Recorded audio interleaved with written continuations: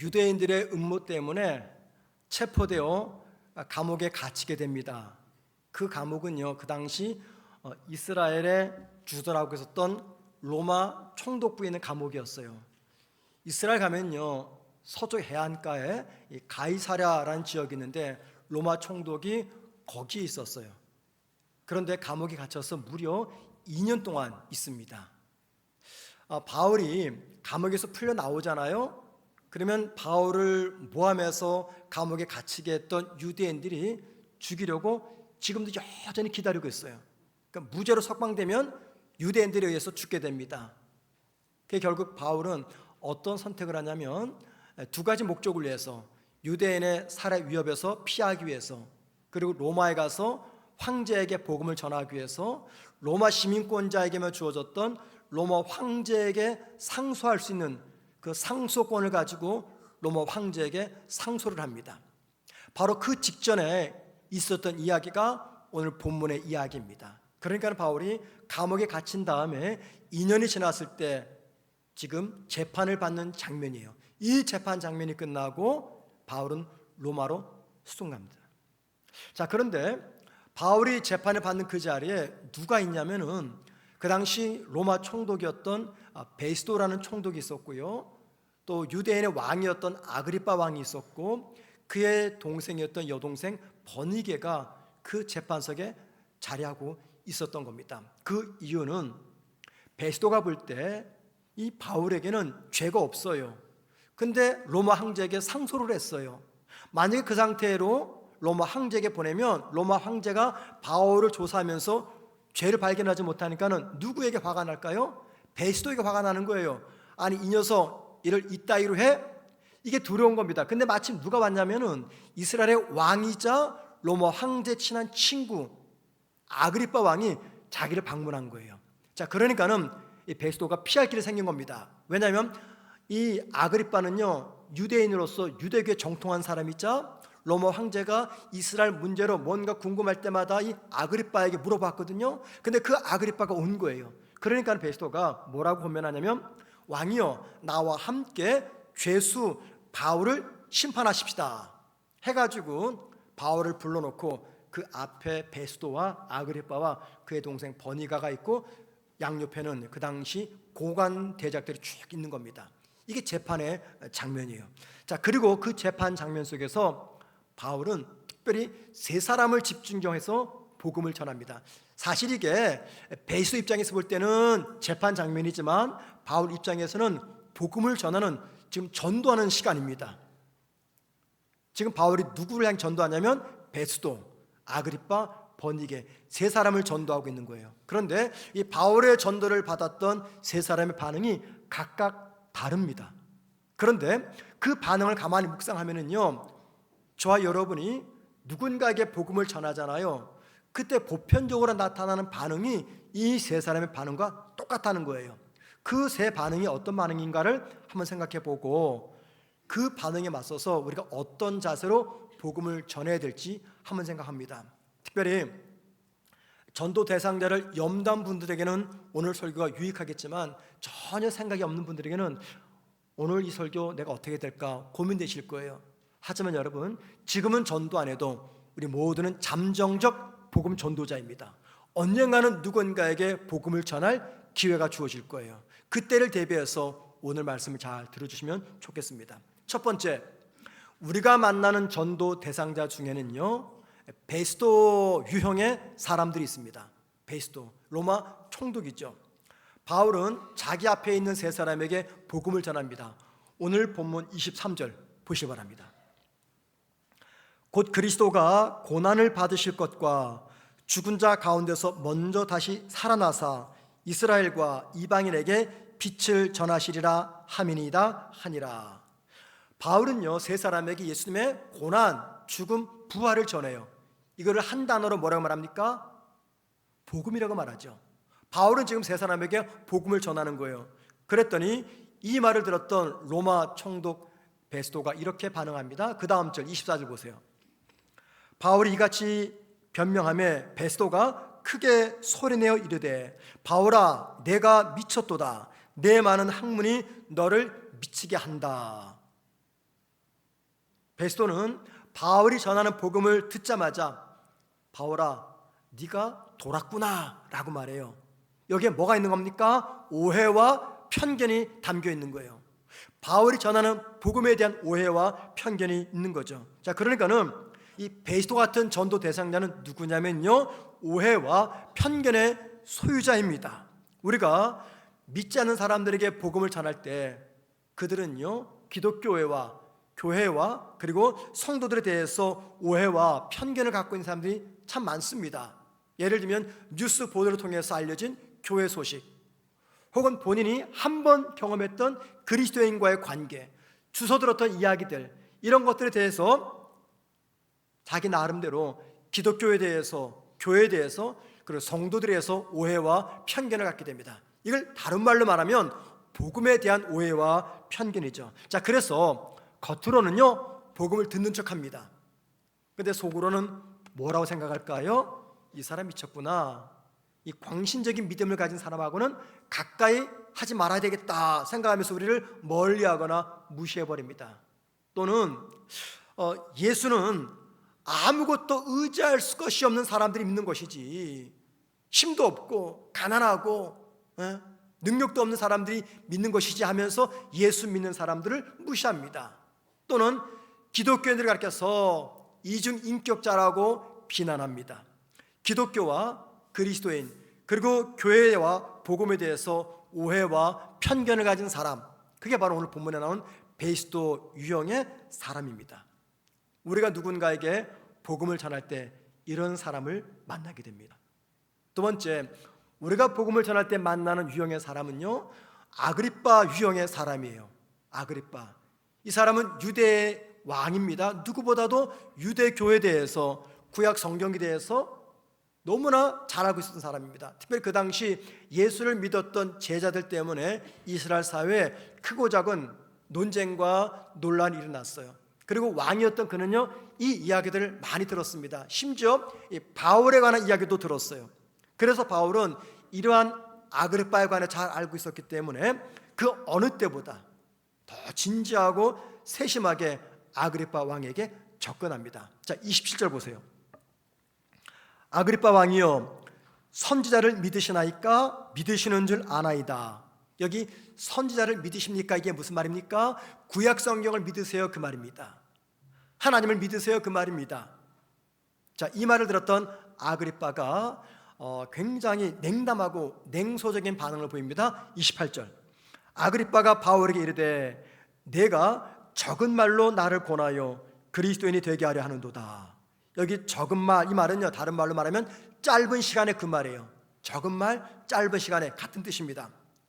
지금 아그리빠 왕은요 복음을 전하는 바울에게 이렇게 말하는 거예요. 바울아, 내가 가소롭게도 이 짧은 시간에 어설픈 논리로 나를 전도하고 있구나 라고 말하는 겁니다. 아그리빠는 누구보다도 성경을 대해서 알았던 사람입니다. 예수에 관한 이야기도 들었던 사람이에요. 그러니까는 기독교 복음에 굉장히 친숙한 사람이었어요. 그래서 바울의 말에 귀를 기울이는 것처럼 보였습니다. 그런데 속으로는 어때요? 복음을 거부하고 있습니다. 우리가 전도를 하다 보면은 이런 사람들 종종 만납니다. 복음에 대해서 잘 압니다. 특별히 부모님들이 신앙인들이에요. 본인도 부모님을 따라 어릴 때 교회를 나가본 적이 있습니다. 아내가, 자녀가 크리스찬입니다. 그러다 보니까는 복음에 대해서, 교회 문화에 대해서 누구보다 잘 알아요. 심지어는요 11월 9일 같은 전도 행사 때 아내나 배우자나 자식의 손에 이끌려서 교회를 나와본 적도 있습니다. 그래서 누군가가 복음을 전하면 우리 가족도 크리스찬이기 때문에 내가 잘 들어줘야지, 좋은 마음을 가지고 복음을 들어줍니다. 그런데 결과서는 예수는 믿지 않습니다.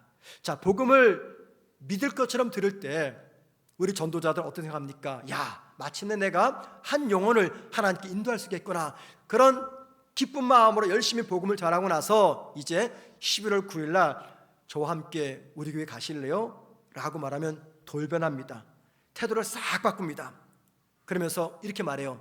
나를 설득하지 마세요. 나를 교회로 이끌지 마세요. 때가 되면 자연히 믿을 겁니다. 스트레스 주지 마세요. 그 사람 누굽니까? 아그리빠 유형의 사람들이에요. 우리 가까이 계시죠? 믿지 않는 내 배우자, 부모, 자녀, 친구들입니다. 이분들은요, 전도하기 정말 힘이 들어요. 차라리 기독교에 대해서 적대감을 가지고 있거나 백지 상태면 특별한 기회가 주어지면 쉽게 믿는데, 이렇게 알 거 다 알면서도 요리조리 도망치는 분들 있잖아요. 겉으로는 점점 다 들어주지만 결정적인 순간에 스탑, 거기까지만 하시라고. 이런 분들이 전도하기 정말 힘들습니다.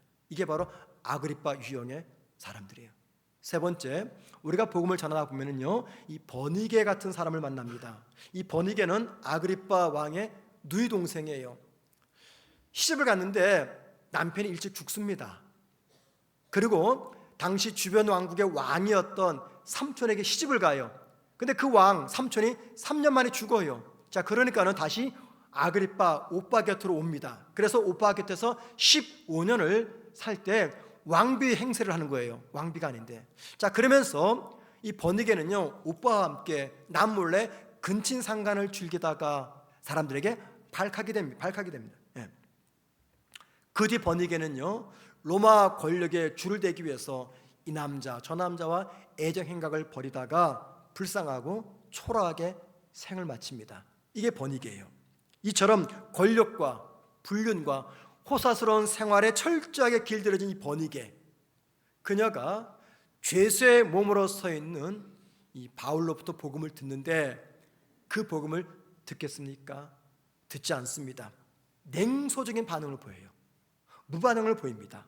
그런데 우리 주변에 의외로 이 버니게 같은 사람들이 참 많습니다.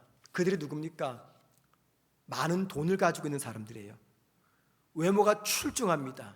실력도 능력도 경제적 능력도 굉장히 뛰어나서 자신만만한 사람들입니다. 이들에게 영생, 십자가, 구원 등 복음에 관해서 전하게 되면 어때요? 무반응을 보이거나 무시하거나 냉소적인 반응을 보입니다. 왜 그럴까요? 이 사람들의 모든 관심은요, 이 땅에 있어요. 그리고 굳이 내가 신을 믿지 않아도 내 실력과 내 능력으로 얼마든지 남들보다 잘 살 수 있다고 자신만만하기 때문에 복음에 대해서 냉소적입니다. 그래서 전도자가 열심히 복음을 전하죠. 그러면 체면상, 점잖은 체면상 마지못해 듣는 것처럼 하지만 속으로는 이렇게 생각해요. 야, 이 인간 진짜 불쌍하다. 어쩌다가 이 모양이 되었을까? 아니, 요즘 같은 시대에 아직도 보이지 않는 하나님을 타령하고 있어? 정말 한심하다 하면서 속으로 생각해요. 인생에서 가장 불쌍한 사람을 우리 기독교인이라 생각합니다. 왜 그럴까요? 그 사람들에게 가장 중요한 게 뭡니까? 돈이기 때문에, 능력이기 때문에, 외모이기 때문에, 인생의 쾌락이기 때문에 그래요. 이런 사람들이 버니게 같은 사람들입니다. 저는 간단하게나마 베스도, 아그리빠, 버니게를 통해서 우리가 전도할 때 만나게 될 세 가지 유형에 대해서 한번 생각해 보았습니다. 여러분, 이 복음을 전할 때 만나는 세 가지 유형의 사람들, 결코 쉽게 복음을 받아들이지 않을 겁니다. 어떤 이유를 대서든지 이 복음을 외면할 거예요. 그런데 여러분, 중요한 게 있어요. 우리의 복음을 듣는 사람들이 어떤 분류의 사람이든지 상관하지 말고, 저와 여러분은 결코 포기하지 말고 복음을 전해야 한다는 겁니다. 복음을 듣는 대상자가 내 마음에 드는 사람일 수가 있고 내 마음에 들지 않을 수가 있어요. 내 말을 정성껏 잘 들어주는 사람이 있는가 하면은 냉소적으로 딱 거부하는 사람도 있을 겁니다. 그런데 누구든 간에 구별하지 말고 차별하지 말고 복음을 전해야 한다는 겁니다. 이 사람에게 복음 전하면 분명히 나한테 이 버니 같은 냉소적인 반응을 보일 텐데, 이 사람에게 복음 전하면 아그리빠처럼 겉모습은 잘 받아들이지만 속으로 날 비웃을 텐데, 이 사람에게 복음 전하면 베스도처럼 오해와 편견을 가지고 내 말을 들을 텐데, 이런 생각하지 말고 상대방이 누구든 상관하지 말고 끝까지 포기하지 말고 복음을 전해야 된다는 겁니다. 왜 그럴까요? 그 이유가 있습니다. 오늘 본문은 아니지만 사도행전 26장 18절입니다. 보세요. 그 눈을 뜨게 하여 어두움에서 빛으로 사탄의 권세에서 하나님께로 돌아오게 하고 죄 사함과 나를 믿어 거룩하게 된 무리 가운데서 기업을 얻게 하리라 하더이다. 바울의 이 말이 무슨 말이냐면 예수를 믿지 않는 사람들이 지금 어떤 처지에 놓여 있느냐, 이걸 설명하는 말이에요. 그러니까 예수 믿지 않는 사람들은 누구냐, 어떤 사람이냐, 이걸 설명합니다. 바울은 무슨 말합니까? 예수 믿지 않는 사람들은 영적으로 눈이 어두워서 앞을 보지 못하는 소경과 같다, 그 이야기합니다. 자, 보세요. 그 눈을 뜨게 하여 어두움에서 빛으로. 무슨 말입니까? 예수 믿기 전에는 앞을 보지 못하는 소경이다, 그 말입니다. 그래서 하나님을 보지 못합니다. 주님을 보지 못합니다. 무엇보다도 영원한 죽음을 향해서 달려가고 있는 자신의 운명도 바라보지 못합니다. 바로 이 이유 때문에 우리는 복음을 듣는 사람들이 어떤 사람이든 상관하지 말고, 구별하지 말고, 차별하지 말고 열심히 복음을 전해야 된다라는 겁니다. 자, 그런데 여러분 보세요.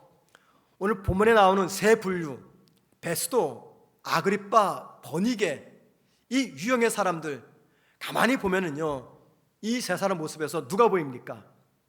내 모습이 보이죠.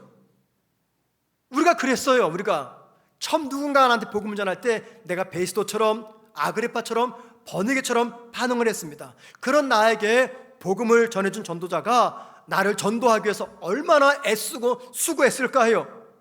그때 우리는요, 아그리빠처럼, 베스도처럼, 버니게처럼 다양한 이유를 대면서 복음을 거부했습니다.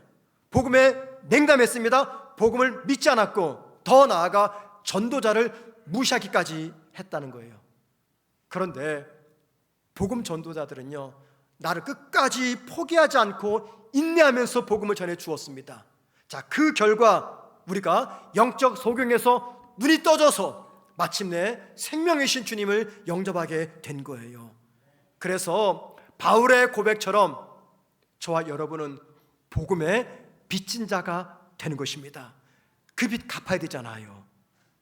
저와 여러분은 누군가의 헌신과 열심과 열정과 사랑 덕분에 예수님이도 지금 여기에 있게 된 겁니다. 그럼 여러분, 왜 나에게 복음을 전해준 사람이 복음을 대하는 나의 냉담한 태도, 편견과 오해 등에도 불구하고 포기하지 않고 복음을 전해준 것입니까? 이유가 있어요. 그들은요, 우리 모두가 영적 소경인 것을 알았기 때문입니다.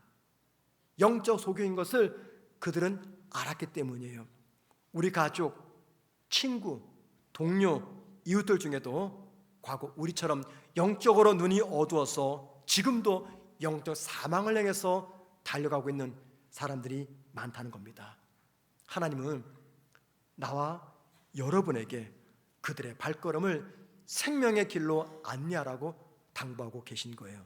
그래서 11월 9일 날 특별한 날로 정해놓고 우리 모두가 그들에게 복음을 전하려고 하는 것입니다.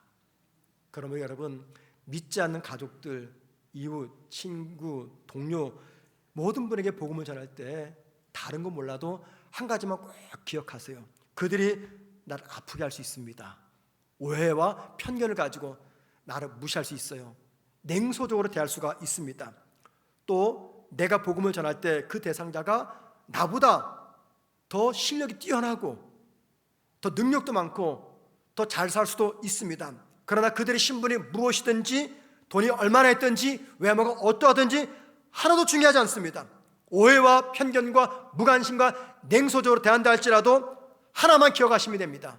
그게 뭡니까? 그들 모두는요, 영적으로 눈이 어두운 영적 소경이라는 것입니다. 그래서 그들이 지금 어느 방향을 향해서 걸어가고 있는지 그들은 알지 못한다는 거예요.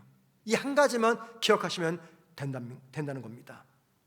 그럼 여러분, 우리가 그들에게 복음을 전하기 위해서 어떻게 준비할까요?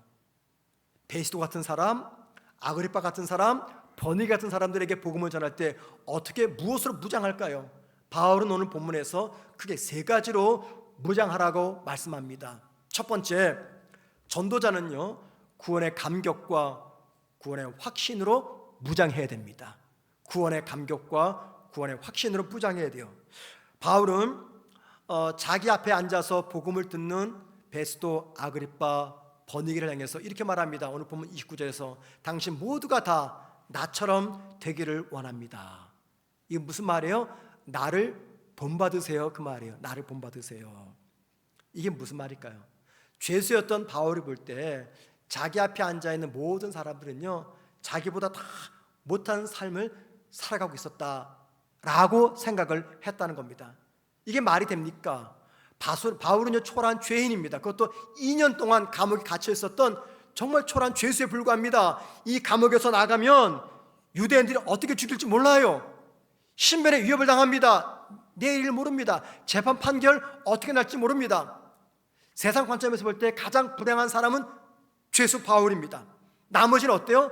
권력가들이에요. 고관 대작들입니다. 그런데 바울이 그들을 향해서 나를 본받으세요 라고 말합니다. 바울이 그렇게 생각한 것은 무엇 때문입니까? 그의 마음속에 가득 차 있는 구원의 감격과 구원의 확신 때문입니다. 바울 서신을 보면은요, 바울은 여러 곳에서 자신을 격화시킵니다. 인색하게 묘사합니다. 예를 들면 디모데전서 1장 13절입니다. 이렇게 말해요. 내가 전에는 비방자요, 박해자요, 폭행자였으나, 자신을 격화시키는 거죠. 또 디모데전서 1장 15절입니다. 죄인 중에 내가 괴순이라. 많은 죄인들이 있는데 내가 으뜸이 가는 죄인이다, 그 말이에요. 여러분, 바울이 무슨 이유 때문에 자신에 대해서 이렇게 격화시키고 인색하게 소개할까요? 뭘 강조하기 위해서요? 예수 믿기 이전에 자신의 삶을 부각시키기 위해서, 그리고 그런 자신을 예수께서 구원하셨다는 이 구원의 감격과 확신을 강조하기 위해서 이렇게 하고 있는 겁니다. 그리고 그 구원의 감격과 확신 때문에 사람들을 향해서 복음을 전하고 있는 거예요. 여러분, 누군가에게 복음을 전할 때 전도자에게 가장 중요한 자세가 어떤 자세일까요? 전도 프로그램 중에서 전도 폭발이라는 제목만 들어도 무시무시하죠. 폭발. 전도 폭발이라는 이 훈련 프로그램이 있어요. 근데 제가 그걸 받았는데 폭발은 안 일어나더라고요. 또 오늘부터 시작하는 이 카이로스라는 선교 훈련이 있습니다. 이걸 받아야지만 이 전도자의 자격이 준비되는 겁니까? 안 받는 것보다 훨씬 낫습니다. 굉장히 유익합니다. 하지만 여러분, 이런 거 안 받아도 더 중요한 거 한 가지만 갖추면 돼요. 그게 뭘까요? 구원의 감격과 확신입니다. 그래서 이렇게 말하는 거죠. 세상에 수많은 죄인들이 있습니다. 그 많은 죄인 가운데 저는 가장 악질적인 죄인입니다. 이 세상 모든 죄인들이 다 구원받을 수 있지만 적어도 나는 절대 구원받을 수 없는 끔찍한 죄인입니다. 그런데 그럼에도 불구하고 예수께서 날 구원하기 위해서 십자가에서 죽으셨고, 그 십자가 죽음으로 인해서 내가 마침내 구원받아 하나님의 백성이 되었습니다. 이 고백이 터지면 이 속에 뭐가 가득 차 있다는 겁니까? 구원의 감격과 확신이 가득 차 있다. 그러면 이게 너무 뜨거우니까 주체 못하는 거예요. 그럼 어떻게 합니까? 누군가에게 전하는 거예요. 여러분, 신앙생활 오래 하신 분들 용서하고 들어주세요. 예수님을 인격적으로 만난 지 한 달 되신 분과 예수 수십 년 믿고 계신 분하고 누가 더 전도를 잘할까요? 절대적이진 않지만 보통은요, 이제 막 예수를 구주로 영접한 분들 있잖아요. 이분들은요, 무섭습니다. 막 말려도요, 나가 막 복음 전합니다. 왜요? 구원의 감격과 확신이 너무 뜨거우니까는. 나 같은 죄인을 예수께서 구원하기 위해서 십자가 죽으셨다. 나는 더 이상 세상의 자녀가 아니라 하나님 나라 백성이다. 이 소망이 분명하니까요, 교회에서 11월 9일 전도 행사 준비하지 않아도 이분은 1년 360일 복음을 전하는 전도자가 되는 거예요. 하지만 예수 수십 년 믿어도, 내가 목사여도 이 구원의 감격과 확신이 없으면요, 11월 9일 전도합시다 교회에서 마당을 펼쳐놓아도 복음 한 번 전하지 못합니다. 전도 대상자 생각하지도 못합니다. 왜 그럴까요? 구원의 감격과 확신이 많이 식어졌기 때문입니다. 내 속에서 터져나오는 구원의 감격과 확신이 복음을 전하는 데 있어서 가장 중요한 동력이며 동기부여가 되는 것입니다. 그래서 여러분, 만일 나에게 구원의 감격과 확신이 분명하다면 11월 9일 이음축제 기간 동안에 날 구원하신 십자가 복음을 전하기 위해서 최선을 다할 겁니다. 첫 번째 무장, 구원의 감격과 구원의 확신입니다. 자, 두 번째, 전도자는요, 나는 복음을 전하는 전도자이다 라고 하는 이 자부심으로 무장해야 됩니다. 나는 복음을 전하는 전도자이다 라고 하는 이 자부심이 필요합니다. 여러분, 오늘 본문의 장면을 떠올려 보십시오. 앞에는요, 고관 대작들이 앉아 있습니다. 왕이 있고 총독, 곧 로마 황제를 상징하는 총독이 있고 왕가들이 쫙 있습니다. 당대 최고의 권력가들이죠. 그 앞에 초라한 죄수 바울이 서 있습니다. 바울은 자기 앞에 앉아있는 사람들과 자신을 비교할 때 자신에 대해서 자랑할 거리, 긍지 아무것도 갖고 있지 않았습니다. 그런데 바울은 그들을 부러워하지 않았습니다. 그들 앞에서 위축되지 않았습니다. 오히려 당당하게 복음을 전했습니다. 자, 29절 말씀 보세요. 끝에 이렇게 말하죠. 나와 같이 되기를 하나님께 원하나이다. 바울이 재판석에 앉은 사람들이 이렇게 고백하는 거예요. 나는 지금 초라한 모습으로 당신들 앞에 서 있습니다. 당신들 보기에 나는 굉장히 초라합니다. 내일 당장 어떤 일 당할지 난 알지 못합니다. 그러나 나는 복음 같은 사도로서 예수님과 함께 천국에서 영원토록 영광을 누릴 하나님의 자녀입니다. 그래서 여러분이 나와 같이 되기를 원합니다. 이게 무슨 말입니까? 죄수였던 바울에게는요, 복음 전도자로서의 긍지와 자부심이 있었다는 겁니다. 복음에 대한 자부심, 복음을 전하는 이 전도자로서의 긍지가 있어야 그때 담대하게 복음을 전할 수가 있습니다. 왜 복음을 못 전하십니까? 복음에 대한 자부심이 없기 때문에, 전도자 긍지가 없기 때문에 이 복음을 전하지 못하는 거예요. 보세요, 여러분. 이 복음에 대한 자부심, 내가 하나님의 자녀다라는 자부심, 내가 하나님 복음을 전하는 전도자다라는 이 긍지를 가지면 어떤 일이 벌어질까요? 사실 복음을 전할 때 나보다 더 뛰어난 사람들 있잖아요. 나이도 많고 권력도 많고 돈도 많고 신분도 높고, 그런 사람이 복음을 전할 때 사실 조금은 위축됩니다. 특별히 풍성한 삶을 사는 사람 앞에서 복음을 전할 때 위축이 됩니다. 하지만 복음에 대한 자부심과 긍지가 있으면요, 기죽거나 위축되지 않고 담대하게 생명의 복음을 전합니다. 복음을 전하다가 무시당할 수 있습니다. 바울아, 너 미쳤구나, 이런 오해와 편견도 받을 수가 있습니다. 냉담한 반응도 받을 수 있어요. 억울한 일도 받을 수 있습니다. 모멸감을 느낍니다. 손해도 입습니다. 수치도 당합니다. 그래도 조금 더 위축되지 않고 복음을 전합니다. 그 비결은 무엇입니까? 나를 구원하신 이 복음에 대한 자부심, 그 복음을 전하는 전도자가 되었다라고 하는 이 긍지 때문에 담대하게 복음을 전합니다. 그래서 누군가에게 복음을 전하기 위해서는 나는 복음 전도자다라고 하는 이 자부심과 긍지를 가져야 된다는 겁니다. 마지막 세 번째입니다. 전도자는요, 믿지 않는 자들에 대해서 연민의 마음으로 무장해야 됩니다. 연민의 마음이 뭡니까? 불쌍히 여기는 마음입니다. 복음 전도자는 영혼을 향한 불쌍히 여기는 마음으로 무장되어야 됩니다. 자, 29절 다시 보세요. 끝에 나와 같이 되기를 원하나이다. 여러분, 바울이 지금 자기 앞에 있는 사람들에게 여러분 모두가 나처럼 되길 원합니다 라고 말하잖아요. 바울이 이렇게 말하기 위해서 바울에게 무엇이 필요했을까요? 앞에 있는 사람들을 바라볼 때 불쌍히 여기는 마음입니다. 연민의 마음입니다. 여러분, 겉으로 볼 때 누가 더 불쌍해 보입니까? 바울이 불쌍해 보입니까? 아그리빠, 베스도, 버니게가 불쌍해 보입니까? 바울이 더 불쌍해 보여요. 왜냐하면 세 사람 모두는요, 모든 면에서 부족함이 없는 사람입니다. 그런데 바울이 그들을 향해서 당신들도 나와 같이 되기를 바랍니다 라고 말합니다. 왜 그럴까요? 바울의 마음에는요, 그들을 불쌍히 여기는 마음이 있었기 때문이에요. 그러면 바울이 왜 그들을 불쌍히 여겼습니까? 사실은 본인이 더 불쌍한데 이유가 있습니다. 히브리서 9장 27절입니다. 한번 죽는 것은 사람에게 정해진 것이요 그 후에는 심판이 있으리니. 자, 이 말씀대로라면은요, 세 사람 앞에는 무엇이 기다리고 있는 겁니까? 하나님의 임박한 심판. 세상 모든 것을 가진 이 세 사람 앞에는요, 곧 이 말 하나님의 임박한 심판이 그를 기다리고 있는 겁니다. 그리고 바울은 바로 이 사실을 믿음의 눈으로 본 겁니다. 이 말씀을 믿었기 때문에 바울은 연민의 마음으로 그 모든 것을 다 가진 그들을 불쌍히 여기는 마음으로 당신들도 나처럼 되기를 바랍니다 라는 말을 하고 있는 거예요. 여러분, 세 사람 보면서 불쌍히 여겼던 마음 품었던 이 바울의 이 마음이 말입니다, 11월 9일을 준비하는 저와 여러분에게 중요한 것을 알려줘요. 우리가 믿지 않는 사람들에게 복음을 전하기 위해서 필요한 게 뭐냐?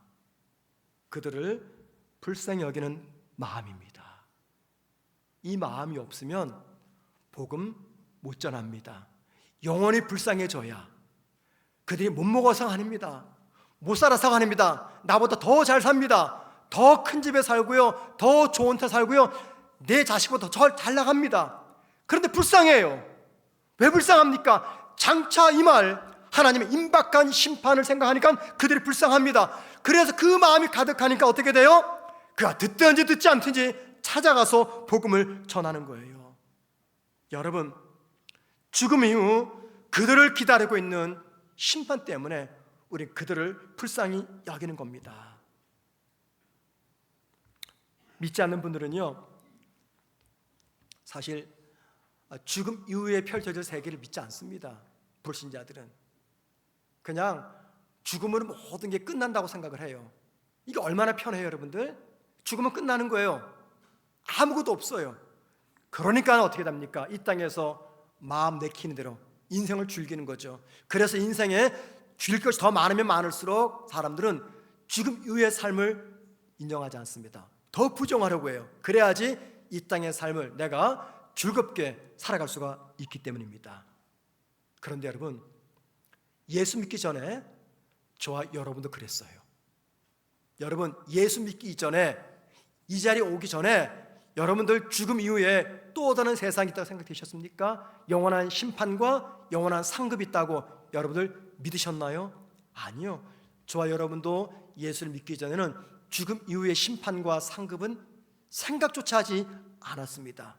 그래서 지금의 세상 사람들과 똑같은 삶의 방식으로 살아왔어요. 그런데 이게 어떻게 바뀌었습니까? 육체의 죽음 이후 펼쳐질 새로운 세계를 믿게 되었습니다. 그 이유는요, 예수를 믿고 난 뒤 내 영적인 눈이 열렸기 때문이에요. 그래서 한 번 죽는 것은 사람에게 정해진 일이요, 그 후에는 심판이 있으리라, 이 말씀이 진리임을 믿게 되었습니다. 언제요? 내 영적인 눈이 열리는 그 순간. 그래서 믿지 않는 사람들이 이 심판에서 벗어나도록 하기 위해서 힘써 내가 복음을 전하려고 하는 것입니다.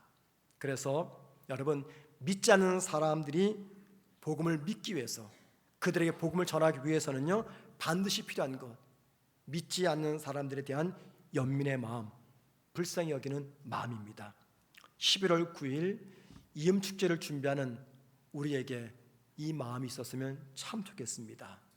가족이든 직장 동료이든 친구이든 누구들 막론하고 예수 믿지 않으면 죽음 이후에 이 말, 무서운 심판을 피할 수 없기 때문에 그들을 불쌍히 여기는 마음으로 복음을 전해야 됩니다.